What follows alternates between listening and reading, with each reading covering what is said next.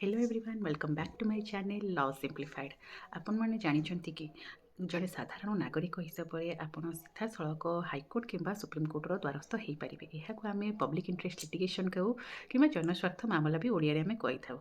भारत में जितेबले कौन एक समस्या द्वारा बहु संख्यक लोक प्रभावित होता से पीआईएलटी फाइल करा जाए।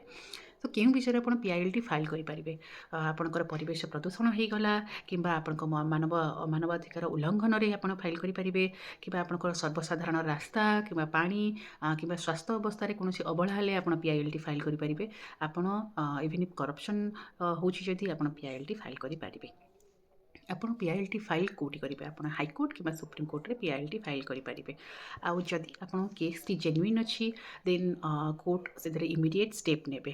ବଟ୍ ମନେ ରଖନ୍ତୁ, ଆପଣ ଯଦି ପି-ଆଇ-ଏଲ୍-ଟି ଆପଣଙ୍କର କୌଣସି ପର୍ସନାଲ୍ ଡିସ୍ପ୍ୟୁଟ୍ ପାଇଁ ଫାଇଲ୍ କରୁଛନ୍ତି କିମ୍ବା ପି-ଆଇ-ଏଲ୍-ର ମିସ୍‌ୟୁଜ୍ କରୁଛନ୍ତି ଦେନ୍ ଏଥିବାବଦକୁ ଆପଣଙ୍କୁ କୋର୍ଟ ଦ୍ୱାରା ପେନାଲ୍ଟି ବି ଆପଣଙ୍କ ଉପରେ ପଡ଼ିବ। ଆପଣ ଦଣ୍ଡିତ ବି ହେଇପାରିବେ ଏଥିରେ। P-I-L is powerful.